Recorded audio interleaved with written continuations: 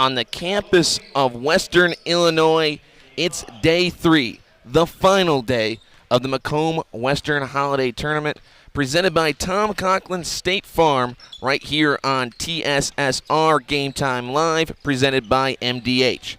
Will Thomas bringing you all the coverage. Alongside me is the Sherrard native, Peyton Hutchins. Peyton, how are you feeling today going into day 3? Oh, we're feeling great. I'm glad to be here, and I'm ready to call a game with the Will Thomas. The Will Thomas, indeed, you could say. But these two teams we got here today, I would say going into the tournament, had aspirations and dreams of playing in that 9:30 matchup tonight. Well, that's not the case as Farmington gets ready to get squared off with Illini Bluffs. Both teams suffering losses yesterday, now looking for that 5th place battle back. Got to win today, or win this morning, and then win later this afternoon. When we take a look at this Farmington team who's out on the court right now, Peyton, they suffered a loss to Rockridge, just really never was able to get into that game. Found themselves down by 4-5, looking to get that to a one-possession game, just never able to get over that hump yesterday. Yeah, Rockridge did a really good job containing Farmington's arguably best player, number 24, Keontre Barnes. Keontre Barnes yesterday finished with 16 points, and it was a quiet 16 because Rockridge, how they play defense, they play pack line defense, they keep it in tight, so they forced him to shoot a lot of shots, and he went 2 of 8 from the field. So Rockridge did a really nice job of containing him, and that's the success. That's the key for Illini Bluffs today is can they keep Keontre Barnes off the glass and can they keep him away from the rim? Yeah, and on the Ron LB Auto Sales pregame show, he's got locations in Macomb and Augusta, and with 80 years of car sales experience, Ron LB Auto Sales is your hometown go-to for your next car. In Macomb on East Jackson Street, stop in and talk to Justin, Jared, or Chris, or visit www.lbsellscars.com to check out their inventory. As Illini Bluffs comes out onto the court, Peyton, they had probably the most anticipated, most wanting to watch game yesterday, taking on West Hancock in what was a rematch of an earlier battle, which saw Illini Bluffs blow a 20-point lead to West Hancock, and West Hancock picked up the win. And then West Hancock yesterday just controlled it from the tip and really took out Hank Alvey. Yeah, West Hancock yesterday started off the game on a 7-2 run. They did a great job containing Hank Alvey. What I really liked about what West Hancock did yesterday, number 15, Nolan Gooding, and number 22, Cooper Knowles, their 2 bid men, did a great job of keeping Hank Alvey just out of the game. Like, Hank Alvey still ended up with 15 points, but he was 7 of 15 from the field, and they were just contesting him and pushing him around a little bit. And West Hancock did a great job, and that's what Farmington needs to do here tonight or today. They need to keep him off the glass, and I'd be surprised if their big man just has to have a battle down low tonight. Yeah, the big man needs to get going right away. Got himself into a little bit of a turnover problem. He's bringing the ball a little low. Good morning, everybody, and welcome back to Western Hall. This is game 19 on your scorecard. Fifth place consolation semifinal number 1 between the Farmington Farmers and the Illini Bluffs. We're going to send it over to our public address announcer for the starting lineups as we get ready for game 19 of the Macomb-Western Holiday Tournament right here on TSSR Game Time Live. And now let's meet the game 19 starting lineups. At one guard for Farmington, a 6'4 sophomore, number 3, Jack Cronwall. At guard for Illini Bluffs, a 5'9 junior, number 3, Jaden Washington. At guard for Farmington, a 6'3 sophomore, number 14, Landon Crawford. And at guard for Illini Bluffs, a 6'4 senior, number 11, Wyatt Hendel. At guard for Farmington, a 5'8 junior, number 22, Owen Morse. And at forward for Illini Bluffs, a 6'3 junior, number 14, Devin White. At guard for the Farmers, a 6'7 senior, number 24, Keontre Barnes. And at forward for the Tigers, a 6'4 junior, number 22, Toby Cooper. At guard for the Farmers, a 6'6 senior, number 33, Chandler Wizenan. And in the middle for the Tigers, a 6'9 senior, number 44, Hank Alvey. Marty Lozier heads up the Farmer bench, assisted by Judd Anderson and Tim Mills. Brad Bainter is the honorary coach to sponsor the WIU Foundation. Clay Vass heads up the Tiger bench, assisted by Trey David, Joe Waters, Brent Bruniga, and Taylor Bruniga. Brandon Hendel is the honorary coach. The sponsor, Nutrient Ag Solutions. The Game 19 officials are Justin Fuller, Robert Jackson, and Ed Alexander. Tip-off getting set. We know who's going to do it for Illini Bluffs. Hank Alvey's obviously going to be your top choice, and I would not be surprised if Farmington sends Keontre Barnes into the circle to get the morning session underway. Both of these teams looking to not have their tournament run in the 9 a.m. game, looking to win and come back and play at 6:30 for a battle for 5th place. They'll take on the winner of A-Town and Monmouth-Roseville coming up after this, and that's who it is. It's Barnes. Alvey tips on their way, won by the Tigers as they bring it up, and Hendel has it at the top of the key. Another guy to keep your eye on for Illini Bluffs is number 14, Devin White. Right inside to Alvey. He's going to go up with the right hand over top of the defense and get the easy 2. Yeah, really nice job right there by Illini Bluffs. Right away attacking the inside, and Hank Alvey with the easy bucket. Tigers going to come out a little full court press against the Farmers. Farmington's Jack Gronwald has it at the top of the key and works it to the left side as it rotates back to the right. Backdoor cut, blocked by Alvey, and then saved, and it's headed the other way as White's going to have a 1-on-2 fast break. He's going to go up with the right hand. Looks like it just slipped out as it went off the right side of the backboard. Yeah, a little out of control right there by Devin White. Devin White should just come to a jump stop and try and finish that next time. Morse pass out of the reach of Gronwald. And it heads out of bounds, and the Tigers will reclaim possession here. 7:05, 2-0 lead for Illini Bluffs.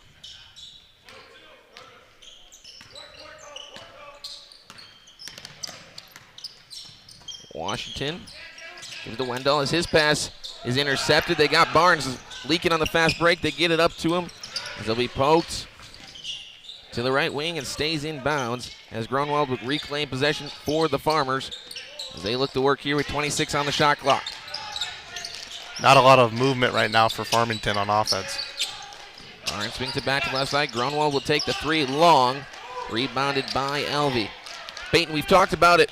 All the broadcasts have talked about it the last 2 days about the lines, the three-point lines, but I think the biggest problem is the depth perception. All these players are probably used to playing with a wall right behind their hoop, and having an open space can throw off the distance as that 3's up from the left corner, rebounded by the Farmers. Yeah, playing on a court like this, it's bigger, obviously. They're not used to the wider court. And like you said, the depth perception is off because you got bleachers behind you. So it's just something that they need to adjust to. Yeah, most people trying to figure out the distance, about 10 feet longer. But if you look at where the purple corner line is, that's about where the out of bounds would be on a normal high school court. As that pass gets thrown out of bounds, it'll head back in the Tigers' direction, as they claim the 2-0 lead here early in Game 19 of the Macomb-Western Holiday Tournament. Alvey kicks it out. Now swung all the way around to Washington as he finds Alvey for the mid-range jumper. And that's good as Alvey leads this game with 4 points, and he has his team up 4-0. Illini Bluffs' game plan seems to be pretty obvious. Just feed the ball to Hank Alvey and let him work in the post. Farmers head back the other way. Right hook shot, handed hook shot, no good. Bounced around on the ground is Wendell, and he'll save it and give it to Alvey as Washington heads the other way. Now up to Cooper. Good hustle right there by Wyatt Hendall. Getting on the floor, loose balls, 50-50 balls. That will matter in games like this. Alvey Cooper give and go. Back to Alvey. He's hit the jumper. Is he going to have another one? Off the front rim, no good. Rebounded by Morse. Yeah, nice rebound right there by 22, Owen Morse. Smallest guy on the floor, not being afraid to get in there and do the rebound. Farmers haven't got Keontre Barnes really into this one as the turnaround jump shot by Gronwald's no good. Rebounded, though, by the Farmers. They're going to have another opportunity here. And there's Barnes. Three-pointer is good. Just as I said, he's not getting any action. He buries the 3. Yep, right on cue right there. Nice rebound by Farmington. Good kick out for a three-pointer for Keontre Barnes.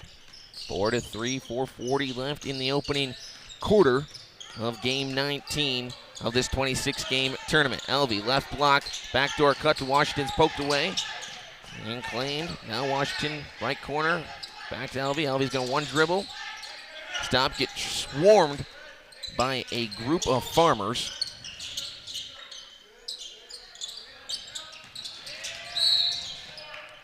As we will have a foul on number 22, Owen Morse. Illini Bluffs so far in this game has done a really good job of putting the ball inside and then kicking out for a chance at a three-point shot. We've seen it multiple times so far in the first 4 minutes, and the game plan seems pretty obvious for Illini Bluffs.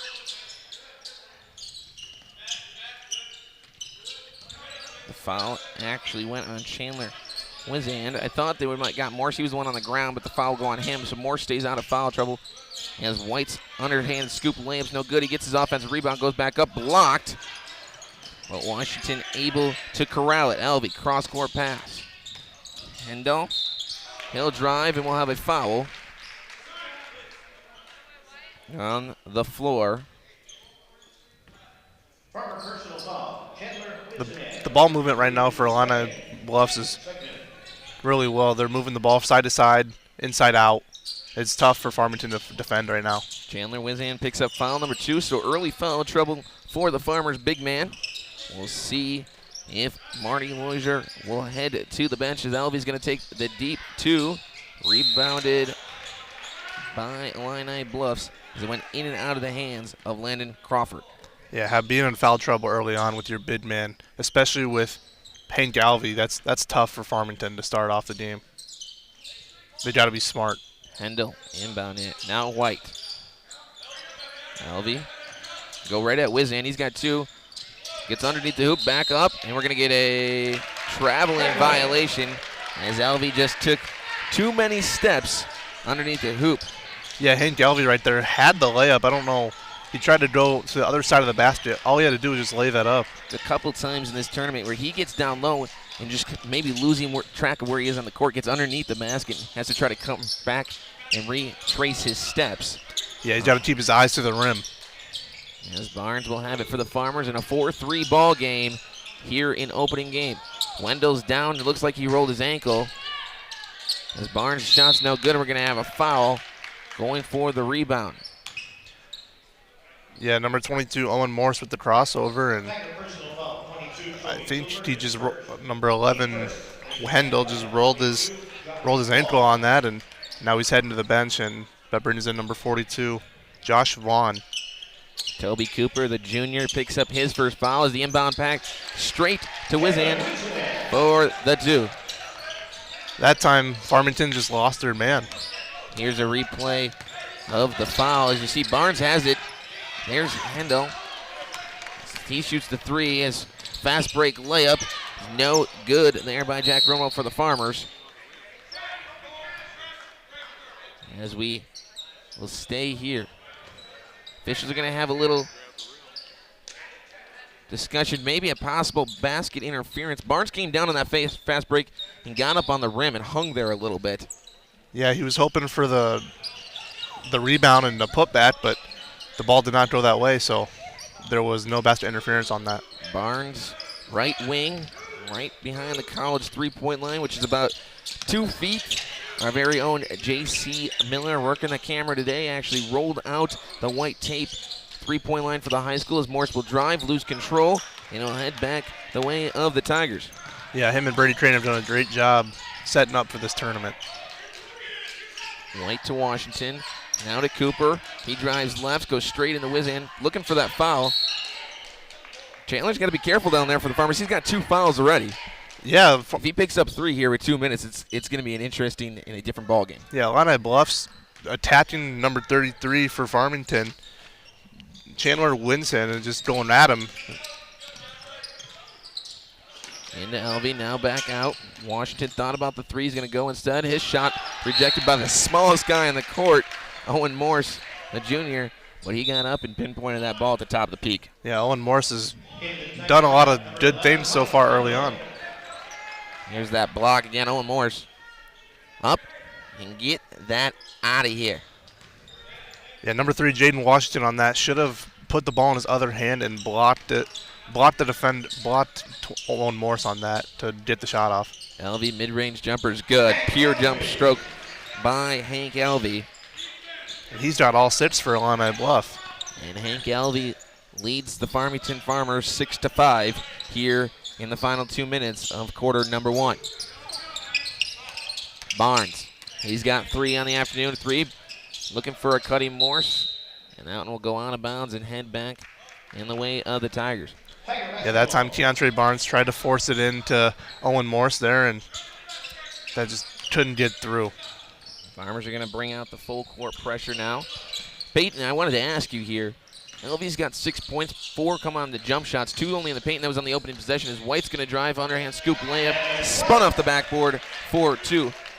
But LV's hitting the mid-range jumpers, and Farmington's doing a good job pushing him off the block. But how does he get back to that post game? You know, you just gotta, for Alvey's just gotta work his way down instead of, Farmington's doing a good job of keeping him out, but Alvey's just gotta post up on the block, going down the floor, and once he gets down to the floor, stay on the block instead of going to the elbow jump shot, going to the elbow. Jarrett Fowler, the junior, will check in for the Farmers as Barnes drive there on the last possession was poked out of bounds by Alvey. That pass is almost intercepted, but ends up in the hands of Landon Crawford.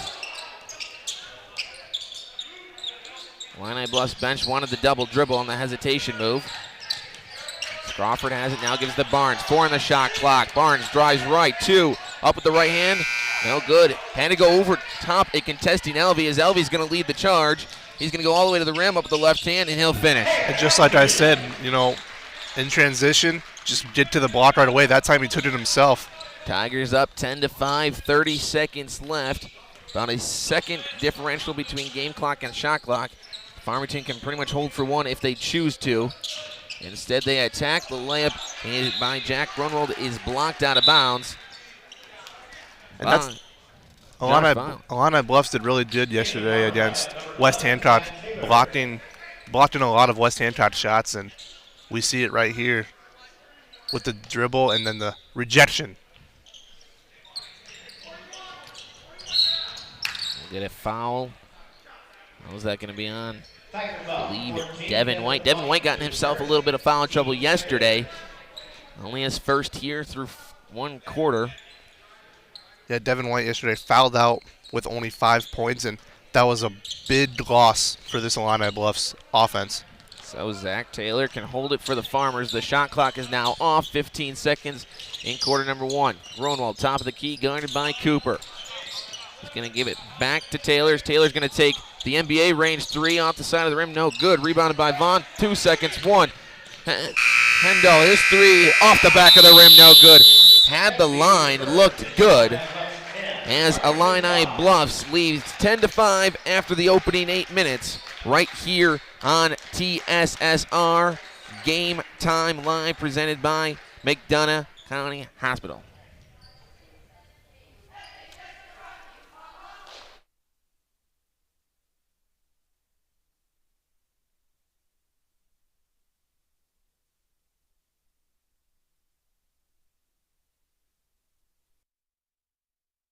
Welcome back. Game 19 of the Macomb-Western Holiday Tournament presented by Tom Conklin.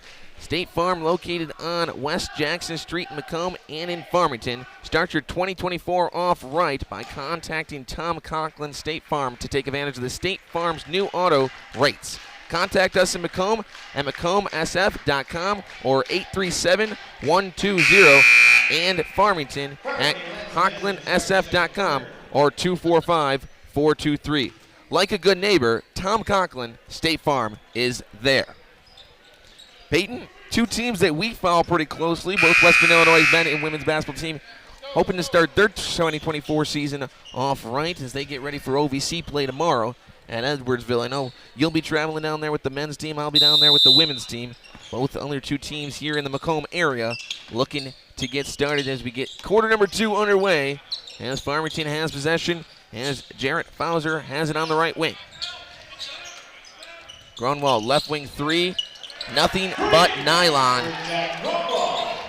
Yeah, number 22, Toby Cooper lost his man there, and Farmington made him pay. Opening three-pointer from Farmington as they cut the deficit from 5 to 2 in just about 20 seconds. Alvey, he has the range to shoot it from deep as he had it at the top of the key. Gives it to White. He'll carry it in like a running back, go through the A-gap, and get fouled going to the rim. And that seems to be Devin White's game. Driving, kicking, and driving and getting fouled. You know, Hank Galvey has 8 of their first 10 points so far, but you can't rely all on Hank Galvey, so Devin White has to start attacking more. White's first free throw rolls around. I'm sorry, Devin White. Head coach for Illini Bluffs, Clay Vass, rocking the baby blue button-up shirt today. Usually you see coaches kind of go with their team colors, and that's the opposite. Yeah, Farmington, you know, ever since COVID, coaches have kind of went with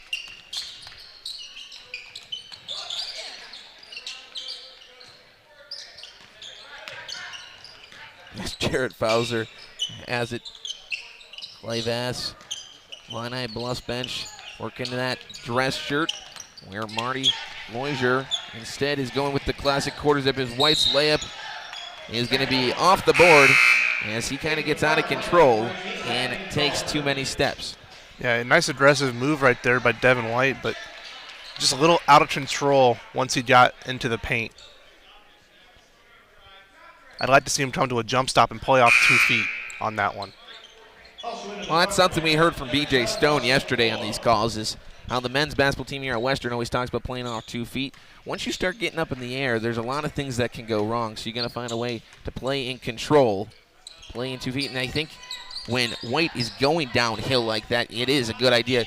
Jump shot, shot fake, have the defender go by, and then it's an easy just right hand off the layup. Yeah, it's a lot easier to not make mistakes when you play off 2 feet. Barnes goes between the back, tries to go through defense. And instead, we're going to have a jump ball and head back the Tigers' way. Barnes tried to just go through three defenders there and got caught up in traffic. Yeah, Illini Bluffs right there. Got their hands in the swiping lane and was able to swipe it. And there's a replay of it right here as he tries to go through 3 guys, like you said, and good job at number 11, Wyatt Hendall, of getting the tie up by getting a hand in the swiping lane. And Barnes tried to split the 2, and then he had a 6'9" Alvey standing there right in his way. As Alvey has in the right block, he's going to go back up to the post. Right hand, no good. Offensive rebound up the left hand for 2. So he gets the rebound and the putback. And Alvey's got, what is that, 10 of the first 14? Yep.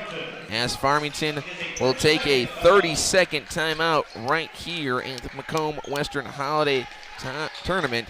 Alvey leads the way with double-digit points with 10. He's outscored the Farmington Farmers by himself, but the Tigers have 14 off 4 points from Devin White on a layup and a free throw. If you're Farmington, what are you telling him if you're head coach Marty Loisier? You got to keep Hank Galvey off the glass.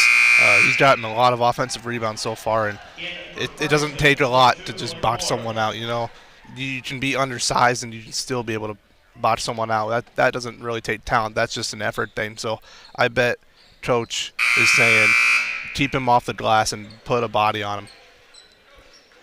Yeah, Alvey definitely the biggest guy on the court here at the 9 a.m. game, as we got a lively crowd, I would say, here inside Western Hall. At least one fan's lively, trying to tell everybody to get some energy. Yep. As me and you are still trying to find some energy here early in the morning. As the three-pointer by Hendel is going to go in and out. And it'll be rebounded by the Farmers as they try to cut into this 6-point deficit with Owen Morse leading the charge. Barnes, backdoor cut there by Landon Crawford. And he was fouled, and he'll go shoot 2. That's the second time now that Illini Bluffs defender has lost his man. So if you're Farmington, that back cut's going to be there all night long. And you can see it right here. He turned his head, got beat, drove the foul, and now he's going to the line for 2. Barnes a senior, Crawford a sophomore. But those two looked like they have been playing quite a bit. As Barnes got that, and he knew exactly where Crawford was going on that backdoor cut. And yet, sometimes teammate chemistry like that, you just know where your teammate's going to be. And so, like you said, I think they've been playing together for a long time. So Crawford goes 1 of 2, and it's a 14-9 ball game here with 5:53 left in the half. Alvey just inside the three-point to White. His layup's no good. That's another area where you would like White to just jump shot, as Morris is going to find a cutting Grunwald for the easy 2. Yeah, nice job by number 3, Grunwald, just to get up the floor. And that's sometimes all it takes is just beat your man down the floor, and you're going to have an easy layup. You know, I really like the play here of Owen Morris. Obviously the smallest guy up there, but he's playing quick, and he's playing with good vision as he gets the assist there for the Farmers. As Hendel's pocket is picked by Grunwald, he's going to go up the right hand, and he will be fouled by White. As White's trying to plead his case, but his case will be denied. Yeah, like you said, Owen Morse, smallest kid on the floor, but sometimes the smallest kids on the floor are the ones that play the hardest. They see the floor just incredibly well, and as you can see right there, the foul right there for 2 shots on Devin White. Definitely wasn't a lot of contact, but there was body contact. As White he seemed like he was sliding his feet, and then he stopped trying to slide his feet. And if he kept sliding, it might have been a no call. Yeah, it's almost like he might have thought that Grunwald would have came in out of control. Not the case, and now he's on the bench for the Illini Bluffs. Yeah, so White's in a little bit of foul trouble with 2, as Grunwald goes 0 of 2 with the free throws. Ever since that timeout by Farmington, they've gone on a run. And we're going to get a 10-second count.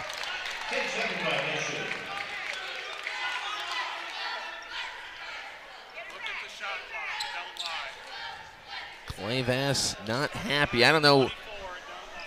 Let's see. I don't know what he's arguing. The shot clock was at 24. If it starts at 35, that's 11 seconds. That is a 10-second violation. And we haven't seen many 10-second violations in this tournament, and that's just on the Illini Bluffs point guard not paying attention. Yeah, not trying to.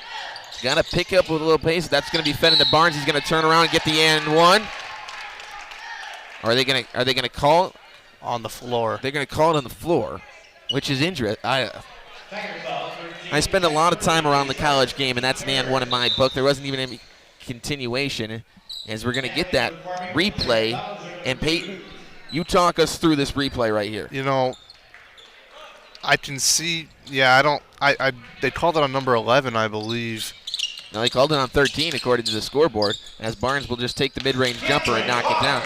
So they called it on 13. That's 100% a shooting foul. 11, if they called it on Hendel, I could see on the floor on the pass attempt. Yep, that should have been an and one for sure. As Hendel will have it. He'll get it up to Alvey. Alvey's going to feed it straight into Jack Murphy. That's his shot, and we're going to get a foul call heading the other direction, as Toby Cooper will pick up the foul. Farmington has done a great job in the second quarter of just boxing out and doing a better job of forcing tougher shots. First quarter, Illini Bluffs was getting almost anything they wanted. Second quarter, Farmington, really nice job defensively to start the second quarter. What was once a 5-point deficit for Farmington is cut down to 1 as Alvey gets the rebound for the Tigers and Illini Bluffs. As Cooper will bring it up, go to the right corner, now get double teamed inside to Alvey. He'll get underneath the hoop, reverse layup for the bucket and the foul. And Hank Galvey, we haven't called his name in a while besides getting rebounds, and they go right back to the post, and he goes it up and under and gets the and one. So Illini Bluffs got to get back to that, and you see it right there. Splits the defender, pump fakes under the basket for the and one. Really nice play right there by Hank Galvey. And Alvey completes the old-fashioned three-point play with a perfect trip from the free throw line. 17-13 now with 4 minutes left in quarter number 2, as Barnes has it on the left wing for the Farmers. Set play, it looks like there, as they feed Barnes in the post. He's working on Alvey, and he runs into a brick wall of Jack Murphy, who was just sitting there waiting for the spin. If you're Keontre Barnes, you got to keep that ball at your chin. Don't bring it down because you're taller than him, so don't bring it down. That's how that happened. You got to keep the ball at your chin, and you could have had a layup right there if you kept the ball at your chin. Being a small guard, I was always taught when a big man brings it down into little man land, you go take that basketball. 100%. And that's exactly what Jack Murphy did. As the Farmers will reclaim possession as Barnes deep right wing threes in and out, rebounded by Elvey. And the Tigers look to extend this 4-point lead as Josh Vaughn will go cross court. Toby Cooper, three-pointer off the back rim, just a little strong. Saved by Barnes. Is it going to be volleyball spiked there by Morse? As Elvey stepped through, Euro step, left-handed layups, no good. Rebounded by Barnes. I don't know if Morse was trying out for a volleyball team with that spike, as the step through Euro step is no good by Grunwald, but offensive rebound by Barnes gives the Farmers another shot. NBA range threes buried by Landon Crawford. That's southpaw. Yeah, Owen Morse kind of got lucky on that they got the ball back, but if you're Owen Morse, just grab that rebound. But really nice ball movement right there by Farmington, and get in the open, look for a three-pointer, cutting the deficit to 1. And Barnes will pick up a cheap foul, just trying to reach over the shoulder of Elvey. There's no reason to go for that steal. Keep him in front of you. If he catches it right there, okay. You're still over half a basketball court to your hoop. Yeah, you got to move your feet, and that's really going to bother coaches, because pitching up a foul 50-some feet from your basket's not going to make your coach too happy. No, and even if he got the steal, it's going straight out of bounds. The mid-range free throw jumper by Toby Cooper is good. If Barnes pokes that ball over the shoulder of Elvey, it's going out of bounds. It's not like he's going to reclaim possession. So a very, I would say, bad foul here in the final 3 minutes of the first half. Are we going to have a timeout? We are going to have a timeout. Let's see what they call, where it's a 30-second timeout by Illini Bluffs, their first timeout. As Farmington, it's battled back. It's been a back and forth. We came into this game thinking this would be a competitive game. We got a state-ranked 1A team in Illini Bluffs battling Farmington here. With both teams, they thought they had that chance to get to the championship round, move into possibly the nightcapper at 9:30. Obviously, things don't go the way, but Peyton, when you come in, you have those dreams, you have those aspirations of getting to the finals, getting to the championship game, and then you lose. And now, really, your best shot is 5th place. How do you keep the mindset going if there's still a lot to go and accomplish here? Well, obviously your goal in a tournament is always to win it, but when you lose to a team that you think you should beat, it's just how can we get better for the rest of the season? These teams after this are going to head into conference play, and so how can we improve for our conference team and stuff like that? So conference plays a big role going forward. All swung around by the Farmers as Jarrett Fowler has it. Swung over to Morse. He'll take, I thought, the step-back three as it's bounced all the way to the near side corner here on the left side of the course, east end of the arena, inside Western Hall. Ronwald, three-pointer, in and out, no good. Rebounded by the Tigers. I think there's going to be some consideration, Peyton, with this high school three-point line, maybe extending it back, because all these kids are just shooting from the college line. Might as well just get rid of it, as Elvey's going to go with the left hand. No good. Bounced around, rebounded by the Farmers. Yeah, and we've seen some kids in this tournament make it from the college three-point line. So 2 feet, and it's a lot, but kids aren't afraid to shoot it from that distance. And as we see in NBA today, people just shoot it from really far back. Barnes, layup, pinned against the backboard by Elvey. He gets the offensive rebound, turnaround jumper, and that's rebounded by Elvey. Yeah, Elvey right there just swatted him and tried to do it again, and Elvey's just a big threat down low on defense. Murphy had the leak out, instead pulls it back. As his floater's no good, rebounded by Cooper. His putback is good, and the Tigers have put it back to a 5-point lead, 21-16 here in the final 70 seconds of half number 1 of game 19 of the Macomb-Western Holiday Tournament presented by Tom Conklin. And the reason why the lead is back up to 5 is because Illini Bluffs, or Farmington is not boxing out Illini Bluffs. Put back dunk, holy cow. Deontre Barnes, we saw the three there from the college, and Barnes just went straight around Elvey and put it in. Barnes tried doing that on that fast break where they called best interference. That time he got a hold of it and threw that thing down. Barnes showing why he has spent the entire first half on the basketball court, as we're going to get a traveling violation on Jack Murphy. Wonder if we'll get a replay of that dunk, because Barnes just went around. Nobody put a body on him, and Barnes is the type of kid you got to put a body on when the shot goes up. As we're going to get this replay, Elvey's looking at him. Barnes just goes straight around Wyatt Hendo. Got to box out, Peyton. You've been talking about it all day. You got to box out. Definitely with Elvie and Barnes on both of these teams. Both of them are going to get some offensive rebounds, but you got to limit those opportunities. Absolutely, and White Hendel got caught ball watching, as coaches call it, and sure enough, he didn't box out, and the result was a dunk. So a three-pointer can tie this here, as once again there's a second differential between game clock and shot clock. Jack Gronwald, Barnes. I wouldn't be surprised if you give the ball to Gronwald or Barnes here for the final shot. Landon Crawford, number 14. You can recognize him with the white shin guard. As Barnes has it, he's hit a couple threes. As that's a deep three by Gronwald, and he buries it. And that is how half number 1 is going to end. 21-21. Wow, we talked about it. We talked about the deep threes. And talk about Gronwald stepping up and hitting a big shot here. Like I said, Gronwald or Barnes, and Barnes assisted to Gronwald, and Gronwald with the shot. And we're going to send it over to B.J. Stone, who's standing with Illini Bluffs head coach Clay Vass. Thanks, guys. We've got head coach of the Illini Bluffs Tigers, Clay Vass, the dreaded 9 a.m. game. Oh, yeah, we've said for years that teams that win in the morning and teams that wake up and come and play. It looks like both teams are awake and ready to go. How hard is it to motivate kids? I mean, they're pretty resilient. They can play a game in the afternoon or evening and come back and play the next day. Well, let me tell you what, if you're 16, 17, 18 years old and you can't, then, you need to be looking at your health and your routines. But our guys, they're motivated because they were a little embarrassed after what happened last night. So they realize that you can come in here, you can win 2 today, you can still leave with the record of 3-1, which is what we were last year, even though it was a second-place trophy, not a fifth-place trophy. But right now you're playing for pride. All right, we'll go get them. Thank you. That's Clay Vass, head coach for the Illini Bluffs Tigers. Back to the fellows at the bench. 21-21 halftime score, all knotted up in a very even game as we get ready for the MDH halftime show and an interview with Dwayne Hewlett.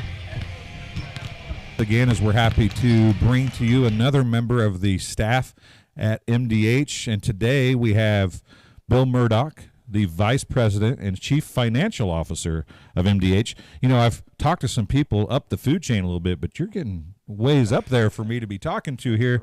Right. But you're just another guy. I am. And we were joking off camera. We'll get to that a little bit maybe as we go along here. But sure. Tell us a little bit about yourself. Are you married? You have kids? Yep. Married. My wife's from Macomb. We have 4 children. My wife's a bomber and a leatherneck. I'm a leatherneck as well.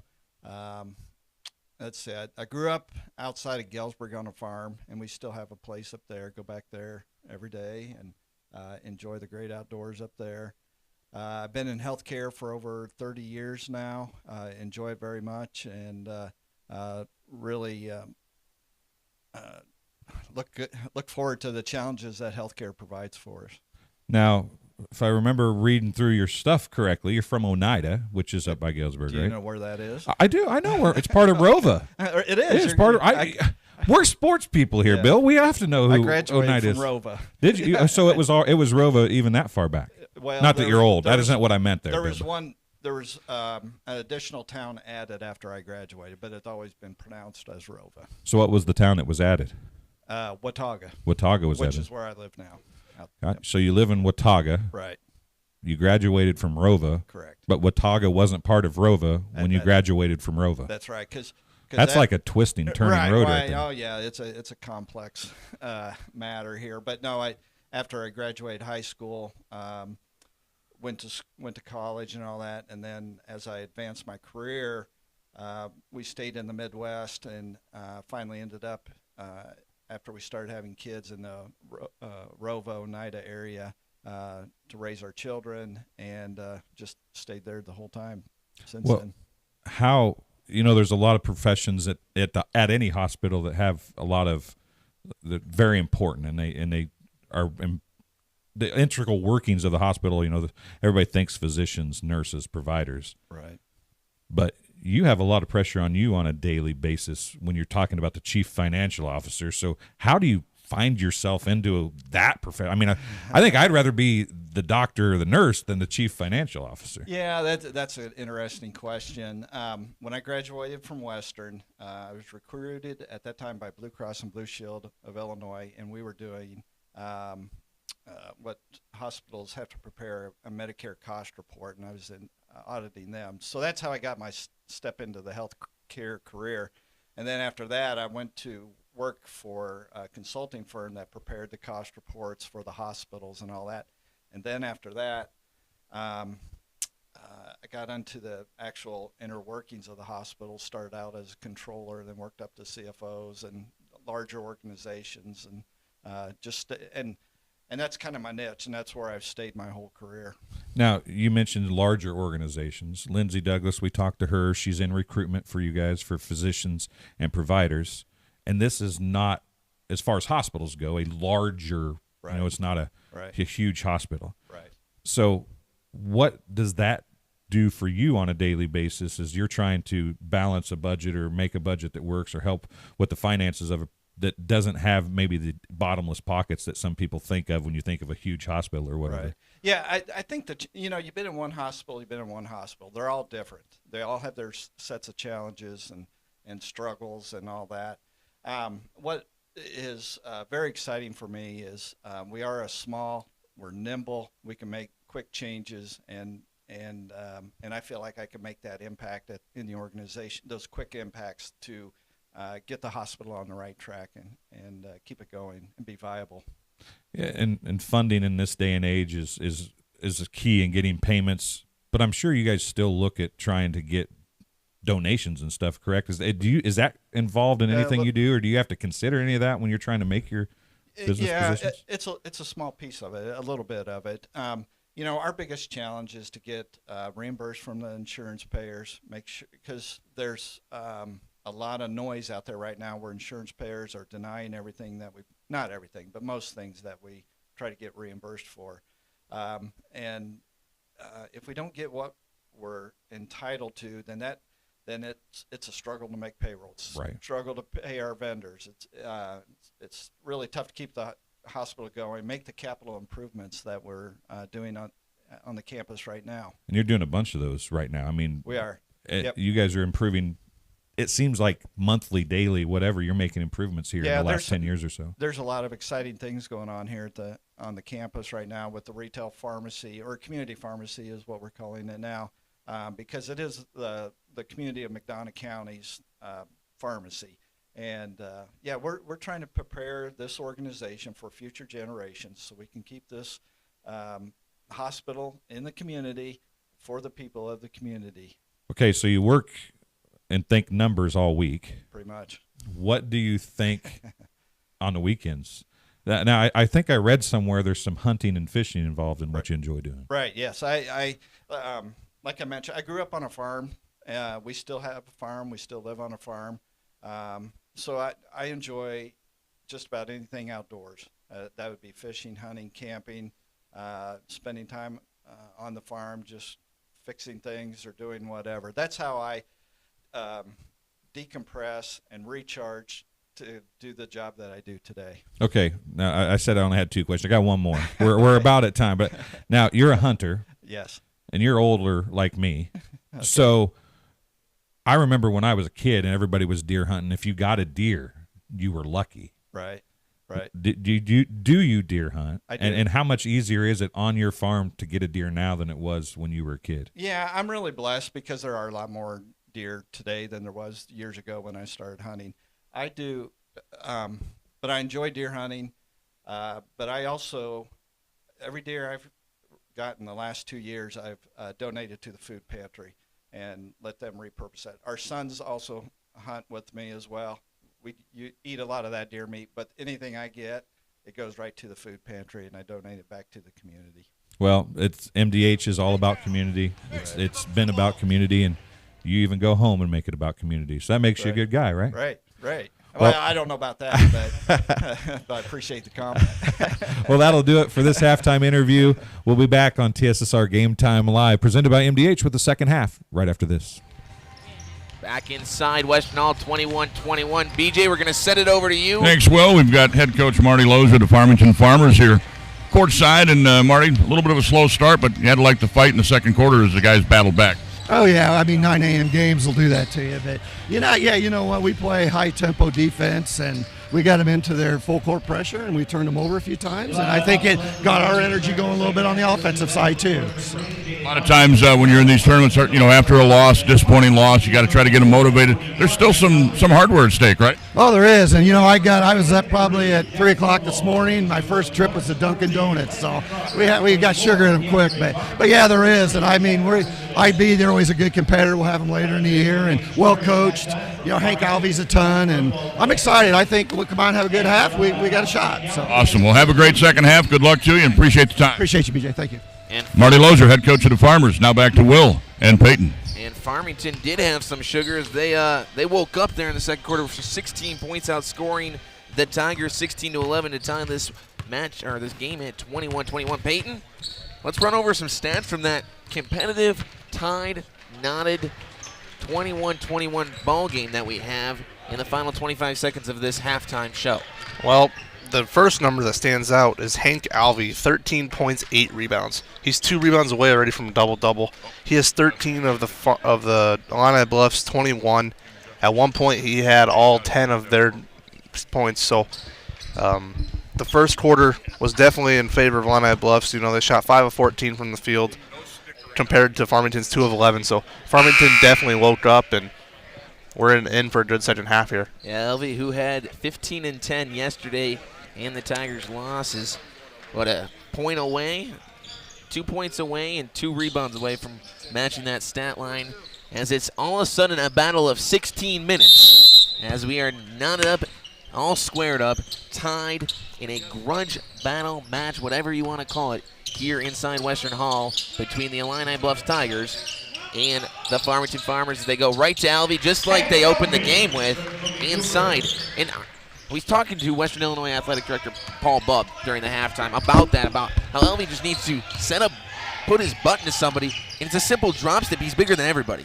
Yeah, and that's what they did early on in the game. They just fed Alvey the ball, and he would go and score, and that's exactly how they started off the half. Game 19 of this holiday tournament. Game 16 is getting played as we speak over in Brophy Hall. Eureka had an 18-13 lead at halftime over Canton. As White, who found himself in foul trouble, is going to go straight in, and we're going to get an offensive foul, and that's 3 on White. I believe, White being a little bit too aggressive like he was yesterday, and now he's at 3 fouls, and good way to be set up by number 33 for Farmington, taking that charge and getting the offensive foul called. Wizan took the charge, which was a gutsy play by him because he's got 2 fouls, so if that's a block. It's 3 on Farmington. This game's all, but White picks up his 3rd personal as Barnes is going to back down Alvey, hand it off to Gronwald. His scoop layup, no good, spun out of the rim, and the Tigers will head back the other way with a 2-point lead. Alvey taking control, his layup too strong, rebound, put back, off glass is good. And right there, Hank Alvey airballed the floater, got his own rebound, put it right back up. No one boxed him out. Boxing out once again. Got to be an emphasis if you're Farmington. Morse, crossover, right-handed off the left side, no good. Rebounded, though, by the Tigers as he stepped out of bounds. No, we're going to get a foul with a push. Hank Alvey's going to get a pushing foul. Here we go. We got a replay. Let's see. And I don't know. I'm BJ Stone. I think he tripped. I don't know where the foul was on that. It looked more like Farmington's player just fell down, and Alvey, just because he's 6'9", is right there. It's an easy whistle. Well, nevertheless, it's a foul on Alvey, and now Farmington trying to get rid of the 2-3 zone that Illini Bluffs is playing. Morse 3 short, rebounded by the Tigers as they have opened up on a 4-0 run. Here comes White, fast-paced, and Devin White gets to the rim 4-2. And that time, Devin White came in under control. He wasn't out of control, was able to gather himself and take up the layup. Nice play right there by Devin White. Devin White only a junior, so does have this year, next year left at the high school level to really grow and settle into himself. As Barnes' entry pass by Grunwald to be picked off. And the Tigers look to come out here. Alvey, drop steps, reverse layup is good. And that's exactly what you want to do. Get it into him, feed him, let him just work the footwork.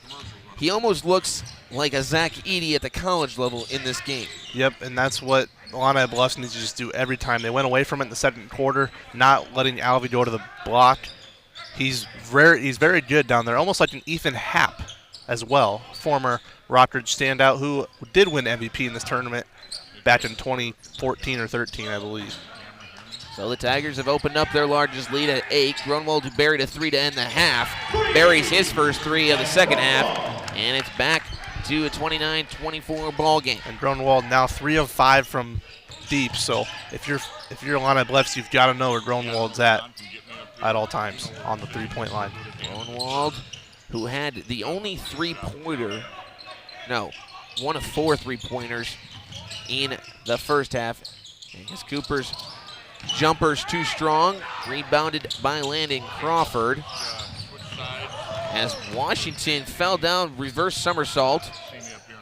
I don't know what was going on there. I think he might have tripped over the half-court line. I wonder if we can get a replay of that somehow, because that was cool as White's out of control and his layup's no good. Head back the other way for the Farmers. Bounce pass is bounced off the ankles of Chandler was in. And he'll head back to Tigers and he'll slow it down. That's almost something Grunwald's having that. Just take it to the rim.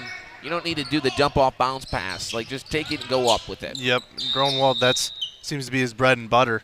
Just a drive and catch, drive and attack. And when he doesn't drive and attack, that's when he sets up for 3-pointers and knocks them down for Farmington. As Illini Bluffs will call the full timeout, as they have a 5-point advantage. They had a 5-point advantage after quarter number 1, up 10-5. Then had another one about this time in quarter number 2 before the Farmers made a late run to really tie things up and get back into it.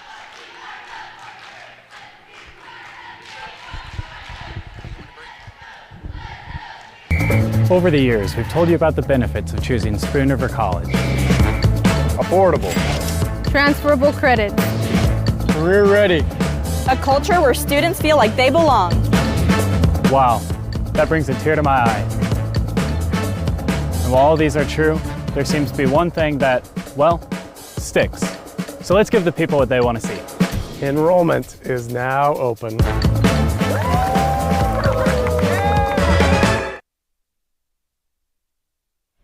Back inside Western Hall, 29-24 lead for the Illini Bluffs Tigers.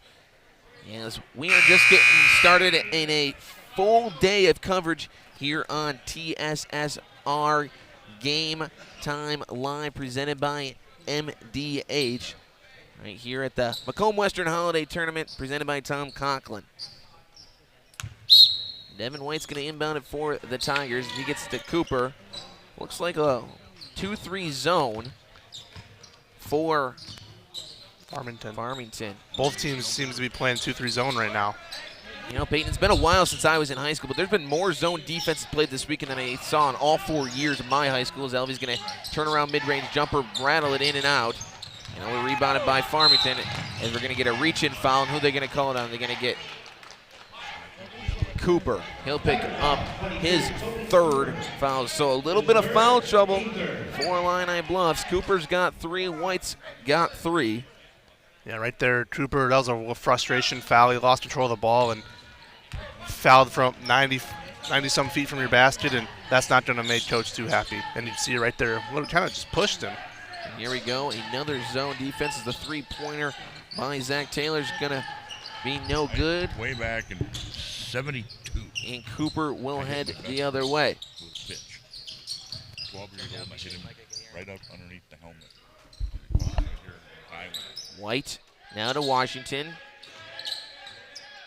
Back to Hendel. Top of the key. Nope, but Peyton, I want to talk about the zone defense. I've never seen so much zone defense played. And I know it's a new art, definitely at a high school level, as that layup is good by Alvey.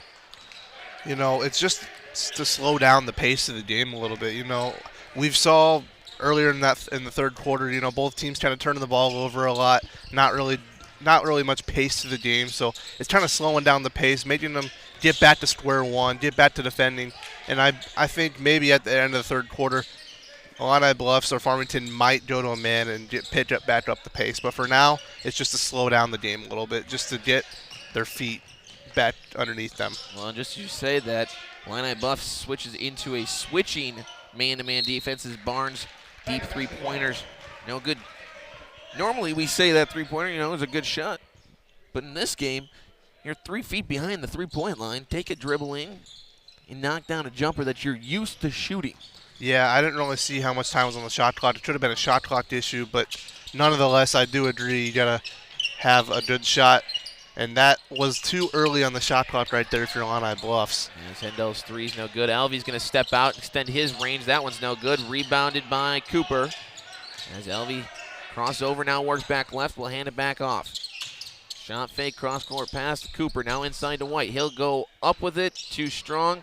Looking for some contact as he seems frustrated after that shot. This Devin White. Cross-court pass from Barnes. There was no foul there. That was just a prayer that he threw up, it felt like. Yep. A little strong by Jarrett Fauser, but good look getting into the middle of the lane as Toby Cooper's going to run the floor. Head straight to the block, as that's going to lead to a Farmington full timeout. 33-24, 9-point advantage for the Tigers of Illini Bluffs. You're watching the Macomb-Western Holiday Tournament right here on TSSR, Game Time Live, presented by MDH.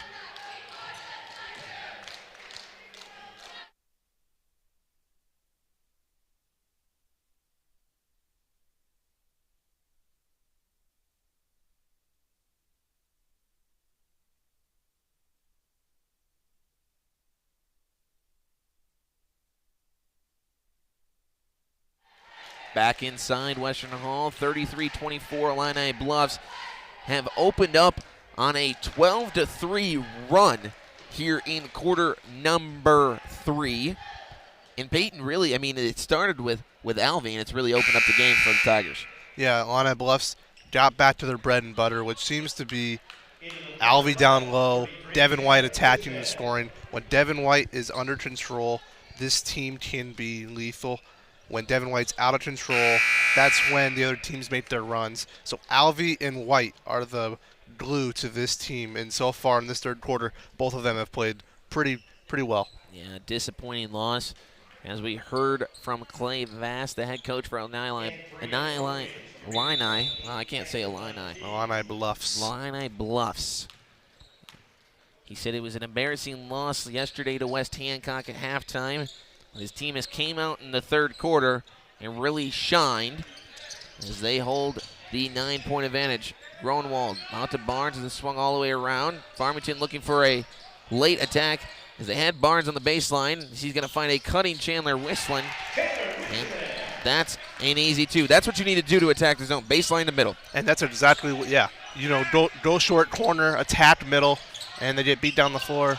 But he misses the layup. As Josh Vaughn caught the defense slacking, but blows the layup. Barnes now goes cross court. 3-pointer, Jared Fauser. Bury it. Knock it down. Fauser has a 3, and this is all of a sudden from a 9 to a 4-point deficit for the Farmers. And you know, the game of basketball is a game of runs, and just like that, down 9, now down to 4. Illini Bluffs needs to give the ball into Devin White and Hank Alvey's hands for this final shot of the quarter. 5-0 run here in the last 50 seconds for the Farmers. As they're going to get into Alvey, the ball's going to be poked away. 6 seconds. Barnes has a chance. He's going to get it up. He gets it over to Zach Taylor. Taylor's layup, no good, except Grunwald's going to have it. And that shot is going to be blocked. I thought Taylor was going to take the shot. He ends up passing it to Grunwald. And his shot is blocked as we see here. This is how Alvey ends the quarter. We're going to take a step away from the table and send it up into the stands to BJ Stone as he has your fourth quarter entertainment. Take it away, BJ. Thanks, Will. Thanks, Peyton. Hey, we're up high in the stands here at Western Hall. Tiger fan here this morning, Dan Sprecher from Nutrient Ag Solutions. Are you enjoying the tournament? Yeah, very much so. Do you come every year, or is this something pretty recent for you? We try to get here to a few games every year. So How much does it mean for the kids to get on this big floor at Western Hall? I think it means a lot. You get a chance to get on a floor that you're going to see sometime, hopefully in March, right? Absolutely. And you're, in the ag business, you're used to this 9 a.m. stuff probably more than the kids are, right? Yeah. We like to start early and work late most of the time. We appreciate you being part of the tournament again this year and for all your support of the teams. Not a problem. Thank you. That's Dan Sprecher from Nutrient Ag Solutions. Back to Will and Peyton down courtside.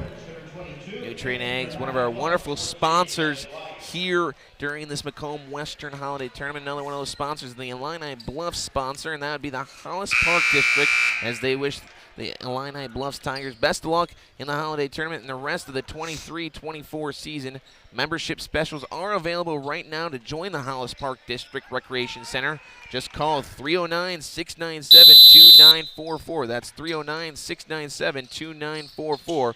Or go online to hollispark.org to learn more, Peyton.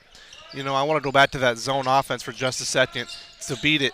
What I mean by short corners, I mean right by the baseline, where the I and the N of Illinois, and then on this end, the E and the ST. You pass it from there and you go to the middle, and that's how you attack this zone offense, zone offense. As Farmington will turn it over on their first possession, as Toby Cooper's going to drive and get bumped, and he'll go to the line to shoot a pair.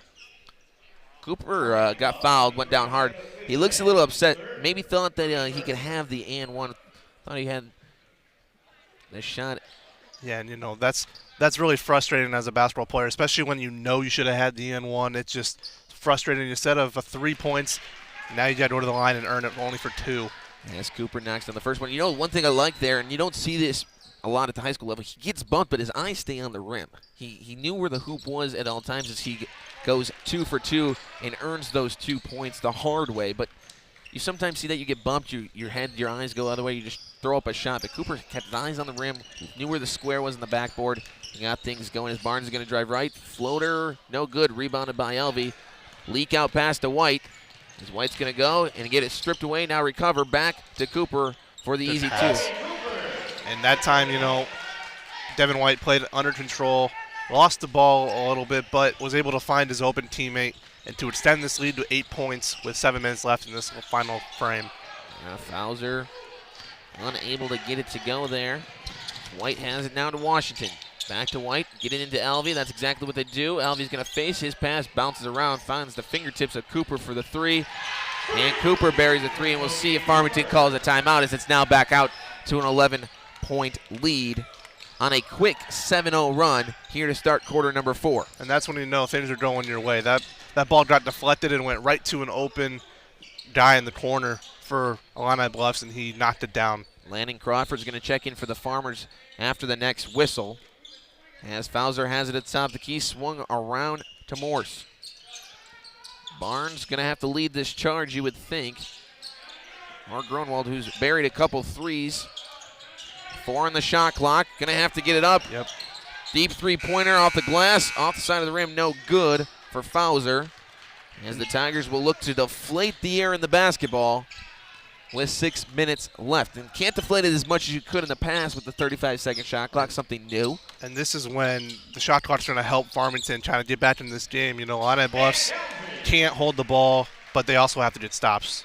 As LV knocks down, Illini Bluffs could shoot all day if they're going to score it, as that will lead to a Farmington full timeout. 42-29, 13-point lead for Illini Bluffs here with 5:45 left in the ballgame. You're watching the Macomb-Western Holiday Tournament presented by Tom Conklin right here on TSSR Game Time Live presented by MDH. We'll be back after these ads.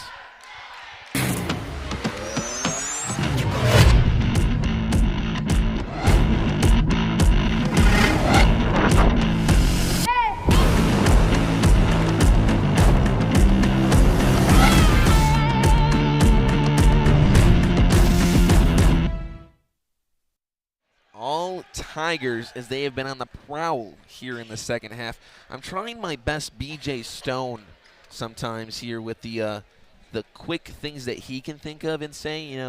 I spend quite a bit of time with him during our broadcasting season of Western Illinois sports, and sometimes he comes up with very quick and clever things to say quickly, And so I'm trying my best here, and there was an example of that, Peyton. You know, that's a pretty neat skill to have because not a lot of people can do that. And, you know, being from Sherrard, we were the Tigers, so I actually have a shirt that says we're on the prowl of Tigers. But, yeah, that's definitely something that is learned. It's not something you just have.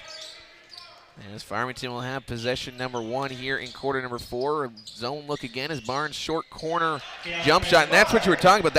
That's the short corner where Barnes can get that look back middle or take the mid-range jumper. Exactly. That's the easiest way to beat the zone. And also you can do once you start beating that, you have so many more options. But you got to get a stop if you're Farmington. Washington's layup's good as Cooper beats the press, dumps it off for the assist. Farmington needs stops, and they need them quickly as we've hit the final 5:07 left in quarter number 4. There's still 5 minutes left, but if you're Farmington, you got to be in hustle mode a little bit, score as fast as you can because, you know, with the shot clock, you're going to have a lot of possessions left. Grunwald, Barnes, three-pointer, too strong, rebounded by Washington, up to White. Stolen, no, it's not going to be as Alvey's going to have it, and he'll slam it down with 2 hands. Yeah, that time Keontae Barnes tried his hardest to get that ball. Unfortunately, it was a 2-on-1, and Hank Alvey being 6'9", Barnes had no chance to get that block. 21-21 at half is now turned into a 46-31 lead for the Tigers here in quarter number 4. Barnes needs the 3 to fall. He doesn't get it as it bounces around. Gronwald looked like he was just waiting for the ball to come to him instead of going to get it, and that's why it ended up in the hands of Illini Bluffs. And sometimes when you wait for the ball to come to you, that's when you don't get it. You got to be aggressive, and a turnover right there by Illini Bluffs. Alvey's pass just out of the reach of Jaden Washington. Washington was coming up the wing. Alvey was falling away. They threw it to the corner, and it was a turnover. Got to play in control sometimes, Peyton.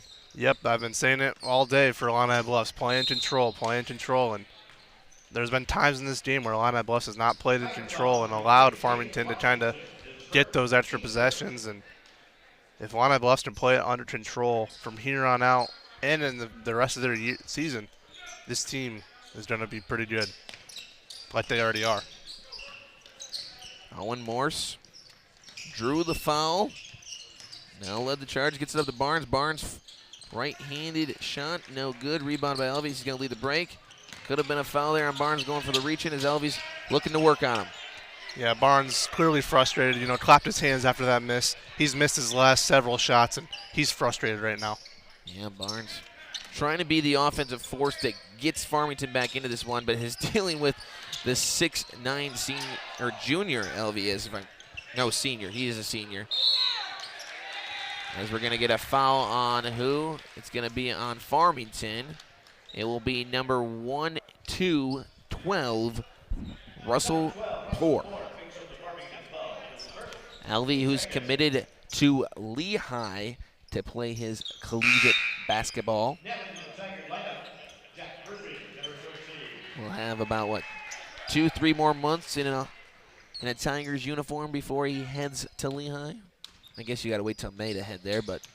Yeah, graduate still, but he's got about 2 or 3 months left in a Tiger uniform, and then he'll hang it up for his high school career, which I'm sure has been a great one. As Cooper has it now, gives to White as they work the left side here. Haven't rotated to the right side yet of the floor. White, crossover, blow by, easy layup. Great crossover there as Maddox Huffman had no chance, was sliding the opposite direction, and White got straight to the rim. When White can get downhill in control, this team gets to a different level. Yeah, Devin White, also something that most people probably did not see. Devin White kind of football carried it to the rim to get the layup.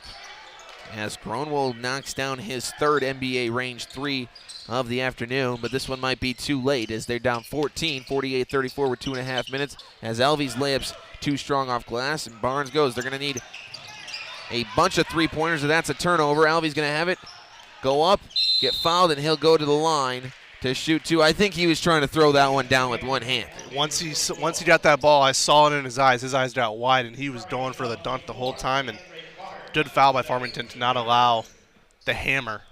Yeah, Barnes is trying to.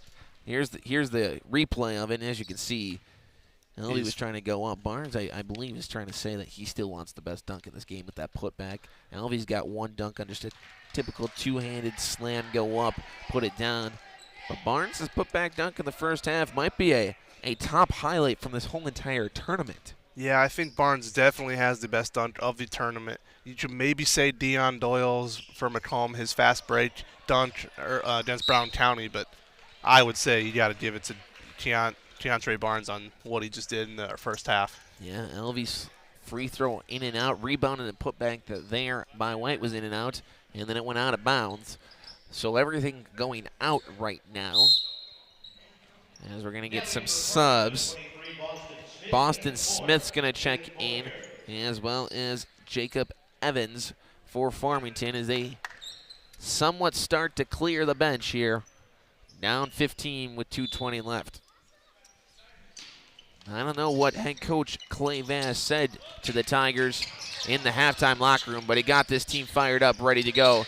And they are looking to book their trip into the 5th place game at 6:30 tonight, right here in Western Hall. As Coach Vass not too happy with Elvie. He's just telling him, grab the ball and dunk it. You're 6'9". Yep, and you know, sometimes tough love like that will encourage him to make that play next time, and I'm sure he will make that play next time he gets a chance. As Washington's inbound pass is intercepted, Barnes led the charge and got it up to Maddox Huffman. As he was fouled on the layup attempt, we'll see the fouls on. Jack Murphy will pick up the foul. 2:08 left, down 15. You need turnovers, threes, and free throws to be made. As we get that replay, Peyton, talk us through it. You know, right there, he just went up with his left. And something that I've always taught is when you're going for a left-handed layup, to get the N1 with the contact, put your right arm up, go up with the left, and in that way, you're blocking the defender, so you have that chance for the N1. And some coaches don't teach that, but I was taught that way, and it seemed to work for me when I was in high school. And Illini Bluffs will call a full timeout as they lead 49-34, 2:08 left. You're listening to Macomb-Western Holiday Tournament right here on TSSR Game Time Live.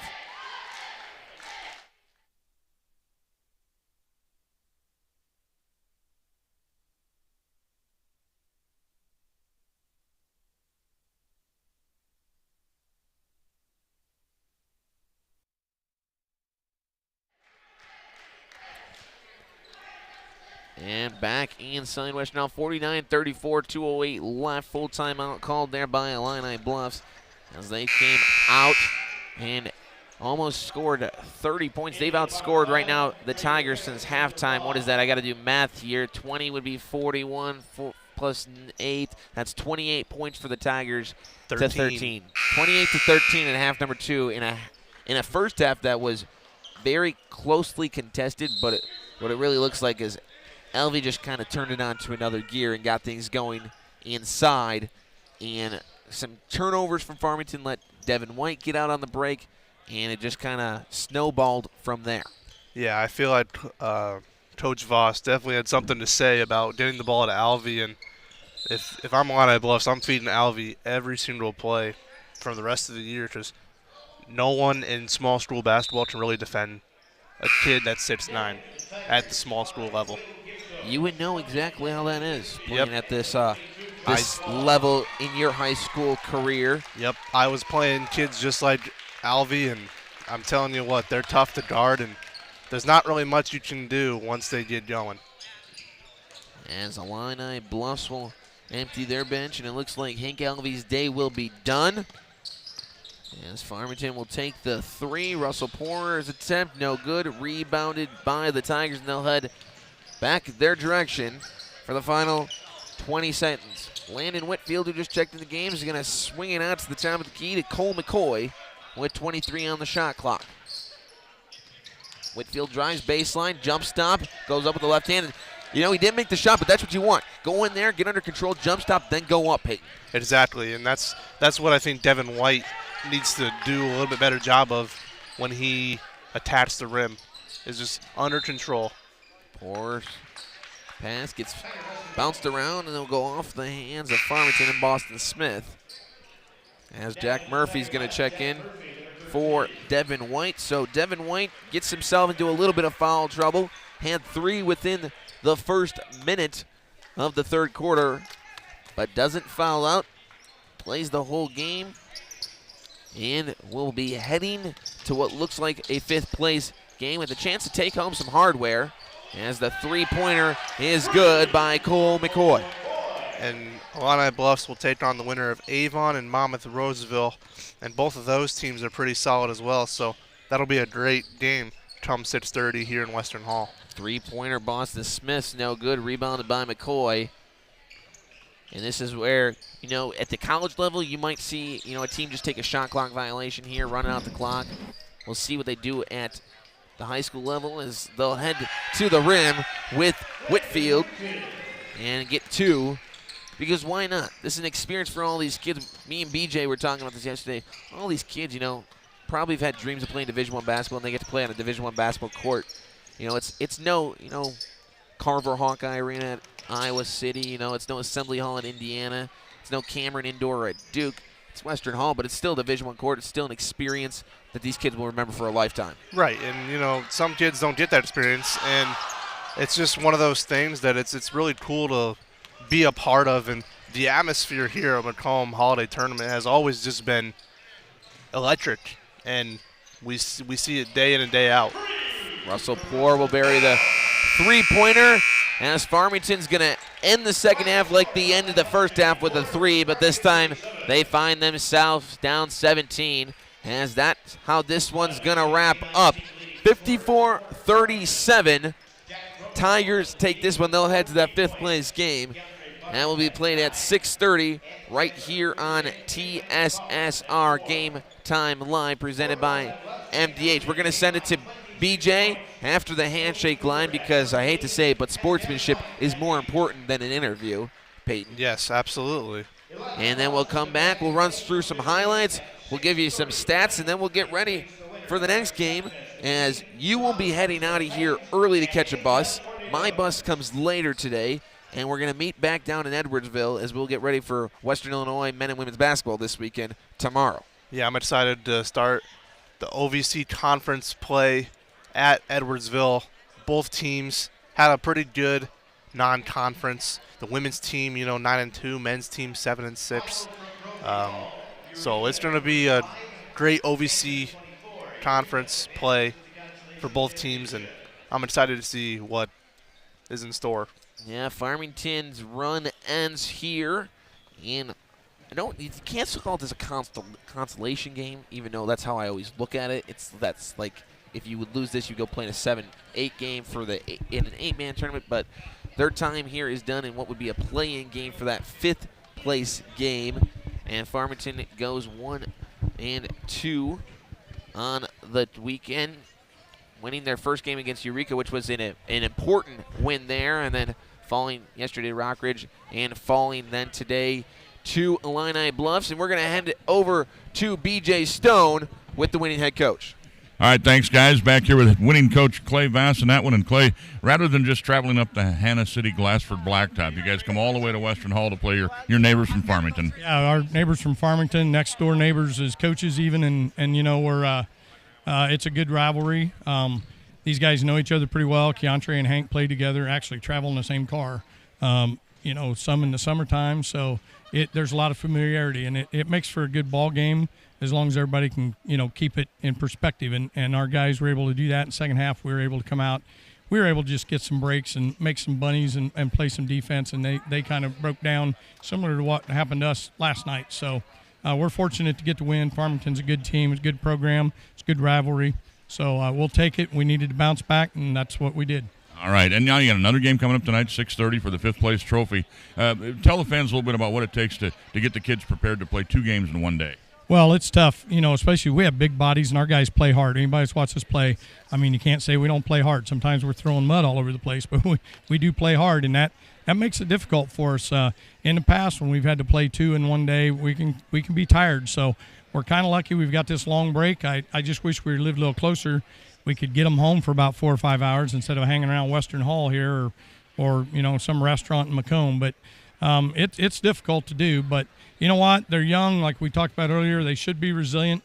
And the bottom line is, if they can't get back up to try and win a trophy and to try and salvage, we're disappointed. We came here to win it last year, and we came here to win it this year. And, we came up short on that. So if they can't get back up for that, then, I don't know. We're going to have to come up with some kind of motivation. But I think they're young. They'll bounce back, and I think they'll be motivated, especially after beating their rival this morning. All right, well, good luck to you this evening. Congratulations on the win this morning. Yeah, thank you, BJ. Appreciate the coverage. You betcha. Clay Vass, head coach from Illini Bluffs Tigers. We'll send it back over to the table to Will the Thrill and Peyton in his place. Will the Thrill, Peyton in his place. I love the nicknames from BJ, and Coach Vass was correct. Resilience. That's a great word to put it. Tied 21-21. That game could have gone out of hand going in the second half. Farmington had all the momentum after the buzzer beater 3, but they came out and they just dominated the second half. Yeah, Hank Alvey finished the game with 26 points, 12 rebounds. At the half, Alvey only had 14, 12, so he definitely had a good second half, and that's what made or breaks this Illini Bluffs team. If you feed the ball to Hank Alvey, good things will happen, and we saw it here today. Yeah, good things always happen. And, we talked about it, Devin White, 8 points, 5 assists for him, as we're going to get some highlights of today's matchup. As Alvey, dominant from the start, goes straight up with that right hand. And like you said, Peyton, 26 points. He had 13 in the first half. Didn't get, I would say, as high numbers. He was, 13 and 8.5, number 1. As Barnes, his AAU teammate, trying to keep Farmington in this one. Just was unable to get anything going. Devin White, Alvey, mid-range jumper, in and out. Alvey's a special player, and if you have not seen him play in person, you got another chance. 6:30 tonight. As there's that left-handed layup leading the fast score break. You very rarely see it these days, Peyton. A big man being able to take it from one end of the court to the other. Yeah, that's something that in high school it doesn't happen very often, and he does have some sort of ball handling skills, and we saw it today. He would go toast to toast, and there's that putback dunk. That's probably the best dunk we will see in the tournament. But yeah, Hank Alvey, he's a special kid, and I see why he's going to the Division I level, and I wish him the best of luck in his future endeavors. But he is just unstoppable, and today he proved that. And West Hancock did a great job on him yesterday, and that's what the winner of this next game, Avon and Monrose, needs to do in order to win. Farmington tried to stay in it with their 8 3-pointers. As Alvey's going to have his two-handed slam with his 2 of 26 points. Only 2 3-pointers from Illini Bluffs, as Cole McCoy hit that one there. But Illini Bluffs does take the 54-37 lead. They'll take on the winner of the game that's coming up next between A-Town and Monmouth Roseville. For Will Thomas, alongside Peyton the Place, the Sherrard Great, I've been Will Thomas, bringing you all basketball here at Macomb-Western Holiday Tournament. Illini Bluffs takes this one 54-37. We'll see you in a bit.